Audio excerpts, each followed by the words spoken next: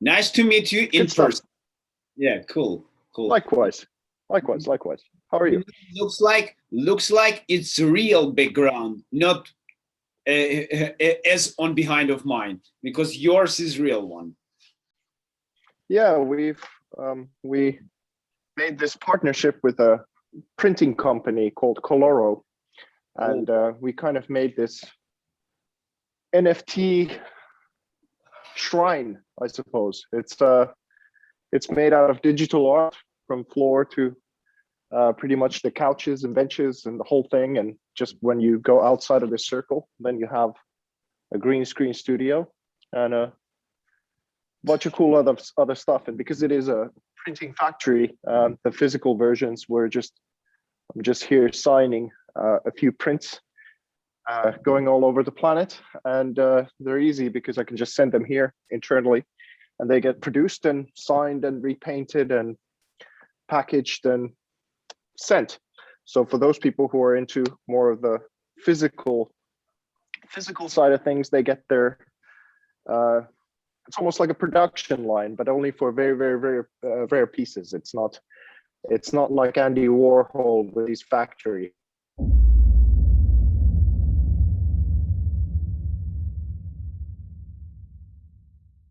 Ladies and gentlemen, I'm happy to see all of you here. And now we have very distinguished person, Vesa Kivinen. I met him just now, just at this moment, as all of you, but eager to know, first of all, how this market is ongoing. I already get informed that he has been engaged in NFT market. We see his amazing studio with all this stuff happening in real, but now everything goes to the digital. And first of all, my first question to you, Vesa, is how did you personally get involved in blockchain industry? It relates to the art, or it's your thoughts or your vision, how that new kind of economy or new kind of digital world or new kind of crypto exchanges, maybe unique ones as unfungible tokens called NFT, comes into our world and into our minds?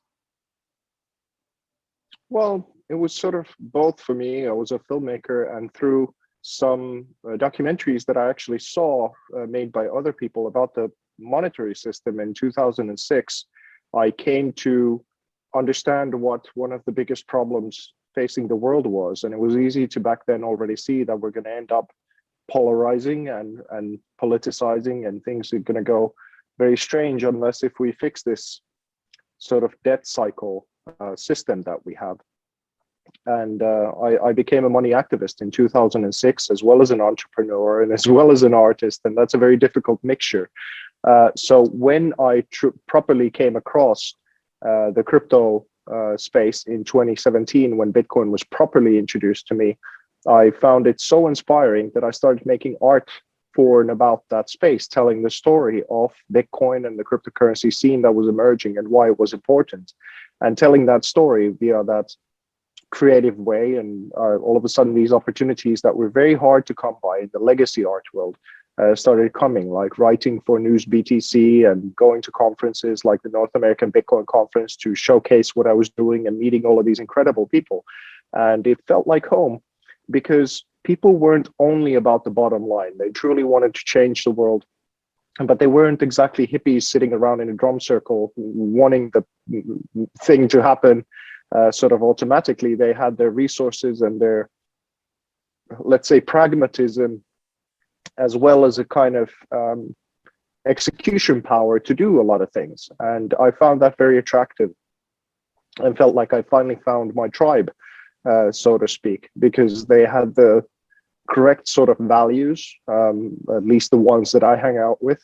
And it opened up a super highway, and it is the future. And then, of course, because I've been producing high resolution art pieces that are digital in their form ever since 2008, it was finally a solution that I've been waiting for as a digital artist in order to start monetizing my efforts. So I got very interested in the scene of NFTs from the very early sort of period. I was here before Super Rare was a platform. But there was a couple of complications to that, because I'd already been doing this professional international level for quite some time. So there were still many people then who are now considered OGs making much money. who were happy to get $50 on their artworks on Super Rare, and I was already kind of placing my stuff at 50,000 and above because of the sort of pioneer status and the things that I'd been doing. But it's only now that we have those kinds of collectors who've entered this space that are willing to kind of pay the kind of value that I was asking for. So it's been 13 years in the wait for this to become a thing, and it's incredible to see it. And it does have its frustrations, but it's also a very, very beautiful innovation. And I think when world history will be written, it'll be one of those things that truly released human potential and creativity on a level that we've never seen in the history of humanity before. Cool. You know, I already see your studio. This is really gorgeous, amazing, and not so and really special for our viewers too. But my question is, NFT as phenomena for you, is the availability or the possibility to make money, or is the way how it's say handle with the ownership? It's the ownership as collectors of something special art or something unique on earth, or it's for making money and look for any chance for, I don't know, being rewarded for your work. For me, it's very interesting because these two worlds looks like the same, but they are different in the mindset of the human. Sure, but I think it's both. It depends on the individual of how they want to do it. There's some people who are looking into art or collectibles fundamentals, and they want to hodl for a long time because they see that something has the potential to go super high with some time span. Then there's the traders who've come in, who sort of are looking for the quick fix of getting a very fast 10x of buying an art piece, then flipping it on the secondary market. Then there's the people who like the digital ownership side of it, and they just want to own beautiful things. And that's one. It really depends on the individual. The beautiful thing about it is that the technology really caters for all of these different kinds of tastes. So whatever you're into, there is probably a place for you in the scene of NFTs if you do have the vision or the courage to jump in. And this is the early stage of getting into it, so it's likely to be high rewards for many people who sort of get in at this stage. Eventually, now that Paris Hilton and Kings of Leon are here, I suppose it's not so early scene anymore, but it is still the first bull run. So in that sort of sense, it is very early. Cool. You know, and my last question for today's interview with you is the following: how do you personally, because you are art creator, how do you personally promote, or where you handle with your artworks, on which platform, how it looks like? If you can just show us something, because we'd like to see where is your job, or where is your, where is your designing, or where is the tools which can be somehow been touched, because we see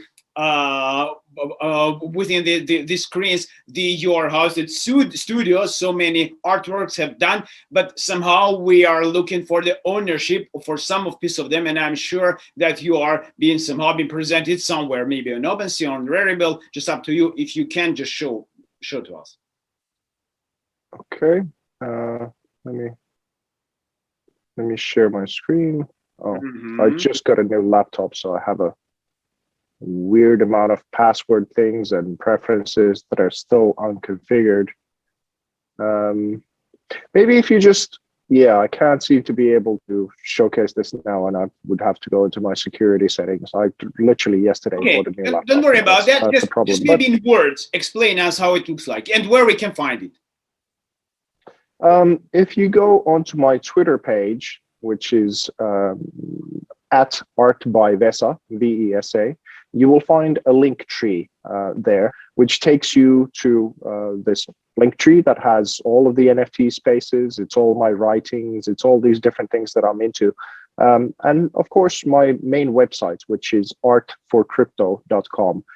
You'll find a lot of that stuff over there as well, in the buy and digital. And there you'll find the NFTs as well as the physical representations of this art.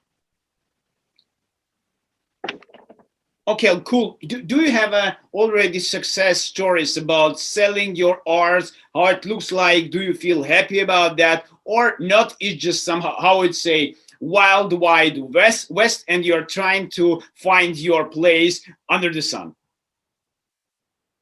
Well, it's a little bit of both because I mean, there's notable collectors who've paid up to 3 Bitcoin for my pieces, and then there's an actually a little bit of even an embarrassing story that happened about a year ago that now turned into something pretty cool, which is that I made this Star Wars themed NFT, and basically I that's when COVID hit really bad, and I just all of my projects melted, all the purchases went away, everything was just looking like the world was going to end, and we were stuck in London, and I had one piece, the Star Wars piece on super rare, and there was a collector who offered to pay me 1.1 Ethereum for it, which was $223 at the time. And with my weakest hand of all time, I somehow just sold it. And then now, just 2 weeks ago or so, there was a secondary market collector who came in and paid $23,000, I believe, for that same piece. And I received 1.1 Ethereum because it was 11 Ethereum that they paid. So I received 1.1 Ethereum in royalties. So just in royalties, I made 10 times more money out of that art piece that I made from the initial sale.